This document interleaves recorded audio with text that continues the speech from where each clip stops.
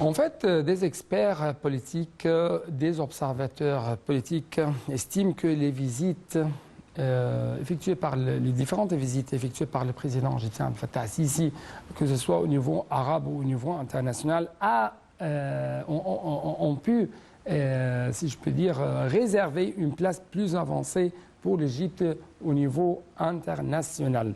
Dans ce cadre, on va vous présenter tout de suite un reportage qui va jeter plus de lumière sur les relations politiques entre l'Égypte et l'Algérie qui sont marquées par des échanges réguliers au plus haut niveau. La dynamique de concertation entre les deux parties sur les questions stratégiques ne s'est jamais infléchie. Sur le plan économique, les deux pays entretiennent des liens économiques très forts et mutuellement bénéfiques. Donc, les explications tout de suite.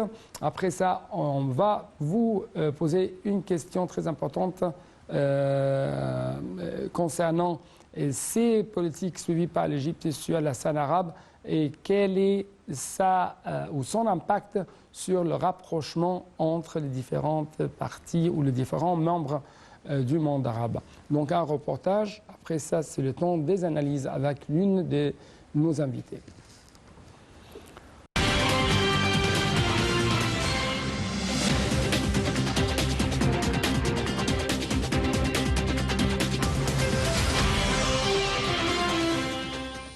Le 25 juin 2014, le président égyptien Abdel Fattah el-Sisi a choisi l'Algérie pour sa première visite officielle à l'étranger. Depuis son élection, un mois plus tôt, un geste qui met en exergue la profondeur des relations qu'il lie les deux pays et les deux peuples. Les relations politiques entre les deux parties sont marquées par des échanges réguliers au plus haut niveau. La dynamique des concertations entre les deux parties sur les questions stratégiques ne s'est jamais infléchie. Les deux pays ont toujours adopté des positions communes concernant les questions internationales et régionales. Les relations entre les deux pays ont été généralement amicales tout au long de leur histoire qui remonte au fort soutien de l'Égypte pendant 8 longues années de lutte algérienne pour l'indépendance contre le colonialisme français. Ce fut ensuite suivi par le soutien de l'Algérie pour l'Égypte lors de l'agression tripartite, la France, le Royaume-Uni et Israël en 1956. Le peuple égyptien n'oubliera jamais le rôle joué par l'Algérie dans les guerres israélo-arabes de 1967, mais aussi lors de la guerre de 1973. Les changements dans la région arabe reflètent les besoins des deux pays d'une coopération étroite pour contrer le terrorisme dans la région du Maghreb en général. C'est pourquoi l'Algérie et l'Égypte ont décidé progressivement de s'unir. Cette entente entre les deux États s'avère être un espoir pour les coopérations inter-arabes. L'Égypte et l'Algérie partagent les intérêts communs à tous les niveaux politiques, sécuritaires, économiques, sociaux et culturels. Les deux pays coopèrent notamment dans la lutte contre le terrorisme et l'immigration illégale. Sur le plan économique, les deux pays entretiennent des liens économiques très forts et mutuellement bénéfiques. Les relations économiques entre l'Égypte et l'Algérie ont été témoins d'une forte impulsion depuis 2014. Les échanges commerciaux ont dépassé les 747 millions de dollars en 2020.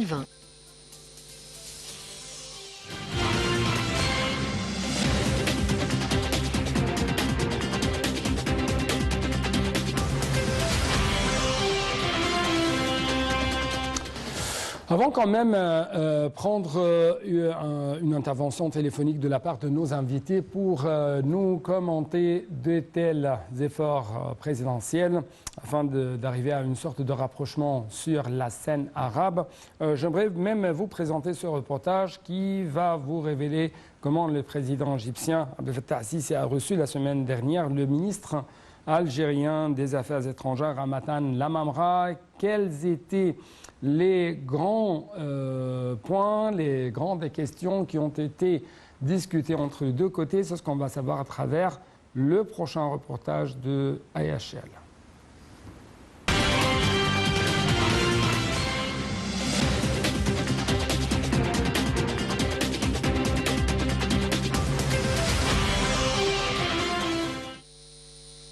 L'Égypte apprécie les liens historiques étroits avec l'Algérie et le peuple algérien. C'est dans ce cadre que le président Abdel Fattah el-Sisi a reçu la semaine dernière au palais de l'Ittihadiyya le ministre algérien des Affaires étrangères Ramatan Lamamra. Ceci en présence du ministre des Affaires étrangères Sameh Choukri et de l'ambassadeur d'Algérie au Caire. Lamamra a remis une invitation du président algérien Abdelmejid Tebboune au président el-Sisi pour assister au 31e sommet arabe prévu à Alger les 1er et 2e novembre prochains. Le président Assisi a affirmé que l'Égypte aspire à travailler avec l'Algérie en faveur du succès du sommet arabe afin de renforcer l'action arabe commune et relever les défis auxquels la nation arabe est confrontée. La rencontre a porté sur les horizons des relations bilatérales. L'accent a été mis sur la volonté conjointe de renforcer les cadres de la coopération dans les divers domaines et d'intensifier les contacts entre les deux gouvernements et peuples. Au cours de l'entretien, il y a eu un échange de points de vue concernant les questions d'intérêt commun à l'échelle arabe, notamment les évolutions en Syrie, en Libye et en Irak. Les deux parties ont convenu d'intensifier l'action commune afin de restaurer la stabilité, la sécurité et la paix dans la région.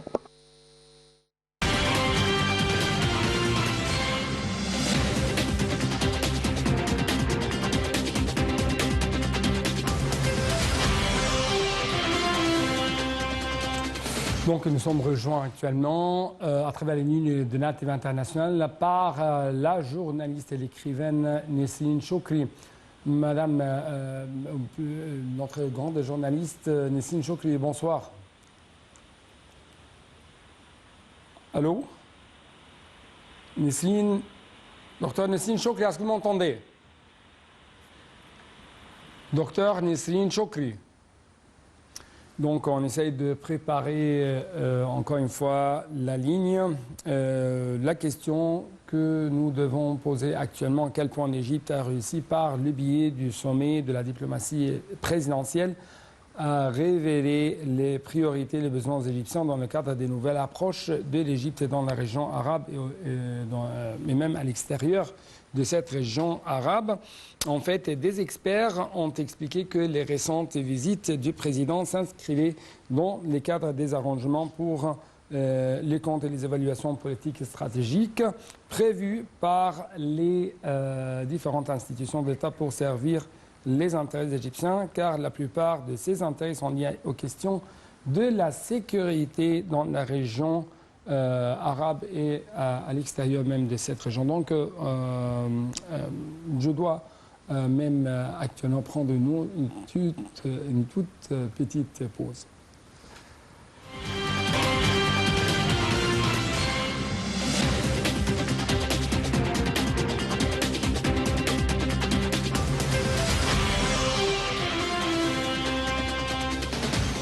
Bien sûr, à côté de la politique, il y a toujours un côté essentiel, c'est le côté économique. C'est pourquoi on essaye l'Égypte essaye de faire une sorte de coopération régionale au niveau économique, qui se traduit par les chiffres, par les fonds, par même les investissements qui vont être pompés ici en Égypte.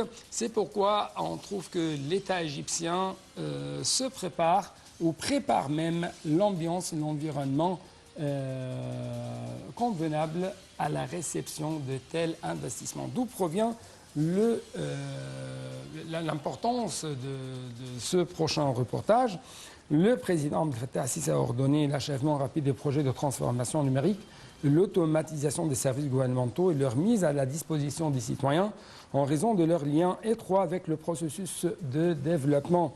Cela a lieu lors de la réunion des chefs de l'État avec le Premier ministre Dr Moustapha Madbouli hier bien sûr, et avec même le ministre des Communications, des Technologies et de l'Information, Amr Talat. Donc voici les détails.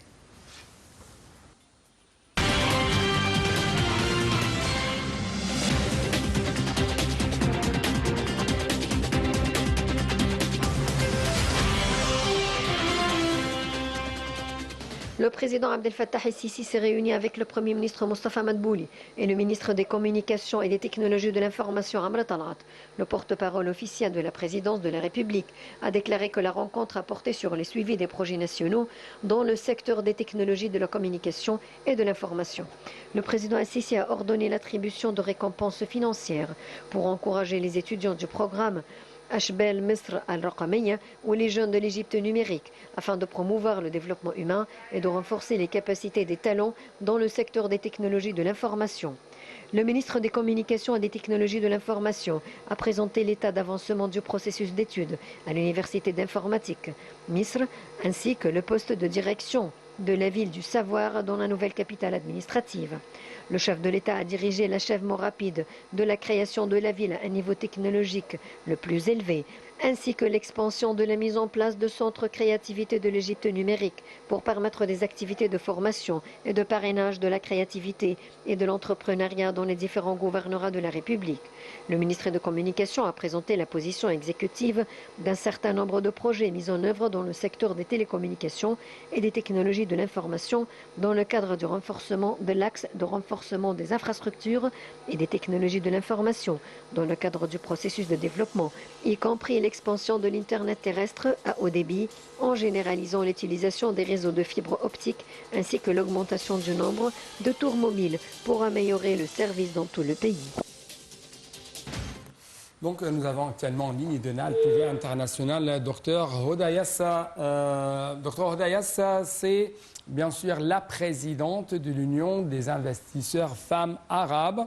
Dr Hoda va nous parler un peu plus de cette coopération économique entre l'Égypte et le Qatar, entre l'Égypte et les pays du Golfe en général. Dr Hodayassa, bonsoir. Docteur Hodayassa, bonsoir. Est-ce que vous m'entendez bien? Bonsoir. Oui, bonsoir. Merci beaucoup pour nous rejoindre à travers la ligne de NAL TV International.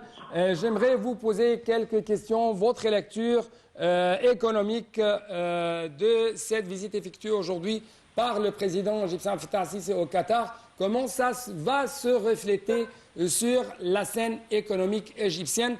Comment vous trouvez l'attractivité du marché égyptien envers les investissements des pays du Golfe en général et du Qatar en particulier? Je trouve que vraiment aujourd'hui, c'est un grand succès qu'on a eu, que les relations égyptiennes-qatariennes recommencent avec cette force. Vraiment, c'est un grand succès pour le pays, pour les deux pays en fait. Que vraiment, on va collaborer d'une façon très distinguée, là où ça sera le bénéfice gagnant-gagnant pour les deux pays. Sur le niveau économique et sur le niveau social. Et on était très contents d'entendre ce qui s'est passé. On attend les investissements parce que vraiment, l'Égypte sera un grand passage vers l'Afrique pour tout ce qui est investissement qatarien et égyptien. L'Égypte sera le chemin vers l'Afrique. Oui, oui. J'aimerais même, je sais que vous êtes membre dans un parti égyptien, c'est pourquoi, un membre très imminent bien sûr, c'est pourquoi permettez-moi même quand même de poser cette question concernant la politique suivie par notre président égyptien Fattah al-Sisi en ce qui concerne la tenue des sommets, que ce soit multilatéral ou bilatéral avec les leaders arabes. Dans le domaine politique, dans le domaine économique, comment ça a un impact positif sur la coopération interarabe du point de vue politique et du point de vue économique? Ce que je veux dire, les relations fortes que notre président et toutes les démarches qu'il est en train de faire avec les pays arabes sur le niveau politique est très important parce que la politique et l'économie, l'un supporte l'autre. Sans les relations économiques fortes, on peut avoir des problèmes politiques. Et les problèmes politiques peuvent effectuer les situations économiques. Alors la collaboration sur les deux niveaux aide à créer vraiment des relations fortes et insister sur le niveau bilatéral et arabe en général. Oui. Je sais même que vous êtes une femme d'affaires. Donc, comment vous trouvez les étapes suivies par l'État égyptien afin d'attirer de plus en plus le secteur privé, afin de les intégrer de plus en plus dans le marché égyptien en général, notamment les projets nationaux? Je parle de ça à la lumière même de plusieurs promesses de pomper des fonds de la part des États du Golfe au sein de l'économie égyptienne. Je veux dire que sur le niveau du secteur privé et des associations NGO, comme on dit, on a organisé un très grand événement du 26 au 30 octobre, là où tous les pays du Golfe participent et le gouvernement égyptien donne un très grand support pour cet événement avec 7 ministres qui participent, le ministre de la Finance, de l'économie, du commerce, des jeunes, tous les ministres collaborent. Et vraiment, c'est ça qui donne au secteur privé, en collaboration avec le gouvernement égyptien, à présenter toutes les facilités que l'Égypte offre pour les investisseurs du Golfe et du monde arabe en général, étant donné que la conférence qui tiendra lieu à Luxor sur le thème l'investissement arabo-africain et les relations internationales vers le développement continuel. C'est ça le thème de la conférence du 26 au 30 octobre, prochain à Luxor. Alors, tout le support qu'on a du gouvernement égyptien et de coopération avec les pays arabes, ça prouve les bonnes relations que notre président Abdel Fattah el-Sisi a réussi à créer, plus les relations qu'il a bâties vraiment fortes avec tous les pays africains qui participent aussi. Là, on a de très grandes personnalités qui vont participer de plus de 32 pays. Oui. Comment vous trouvez les efforts de l'État égyptien à préparer l'environnement des affaires ici en Égypte, et ça à la lumière de plusieurs éléments, notamment par exemple la transformation numérique? Oui, c'est clair. On voit les résultats, on voit les fonds qui transfèrent vers l'Égypte, on voit les investisseurs qui viennent vers l'Égypte, le commerce qui a beaucoup changé maintenant. Ils préfèrent pour le moment, ils ont ouvert toutes les portes pour les marchandises égyptiennes à être remplacées par les autres pays qui tenaient avant ça. Alors ça, c'est une preuve effective et actuelle de bonnes relations sur le niveau commerce, niveau industrie et investissement. Oui. En fait, on montre quelques images concernant le Premier ministre Dr Moustapha Madbouli qui a tenu lundi soir une réunion au siège de l'Autorité générale pour l'investissement GAFI avec des représentants de 9 sociétés étrangères et locales. L'avancement de la mise à exécution de nombre de nouveaux projets à propos desquels des mémorandums d'entente ont été conclus dans les secteurs des appareils électroménagers, les engrais, les produits chimiques, le composant et terrestres automobiles, les prêt-à-porter, la technologie d'information, les médicaments et les vaccins. Donc, j'ai ici deux questions à vous poser à la lumière de cette crise qui frappe le monde entier. Comment vous trouvez l'attractivité de l'Égypte et qui dispose plusieurs éléments comme par exemple la transformation numérique qu'on essaie de l'appliquer, mais aussi l'énergie et l'ouverture de l'État égyptien à recevoir de plus en plus des investisseurs étrangers? Je pense que la réponse de ça est très claire. Toutes les nouvelles lois que le Premier ministre et le Président ont acceptées, qui sont lancées pour attirer les investisseurs, et toute l'infrastructure que l'Égypte offre maintenant vers tous les projets qui se passent en Égypte, c'est la réponse à tout ce que vous avez dit. On a maintenant des lois et des garanties offertes à tous les investisseurs internationaux. Ouais. On a les lois, on a l'infrastructure, on a le support du gouvernement, les facilités offertes aux investisseurs. Je pense que c'est ça une réponse complète à l'attraction des investisseurs étrangers. Oui. Oui. Ma dernière question, en fait, selon le Premier ministre Dr Moustapha Madbouli, la crise mondiale actuelle résultant des retombées de la guerre russo-ukrainienne. Partout. On ne peut pas dire que l'Égypte a une crise seulement. La crise économique est mondiale. C'est une crise mondiale. Ce n'est pas une crise économique d'Égypte. Oui. Quand on parle de crise économique, il faut voir le monde de ce Oui, mais on parle actuellement. Docteur Rod, on parle actuellement d'une sorte de commande doper de plus en plus l'industrialisation à partir de l'Égypte. Mais c'est ce que je dis que maintenant.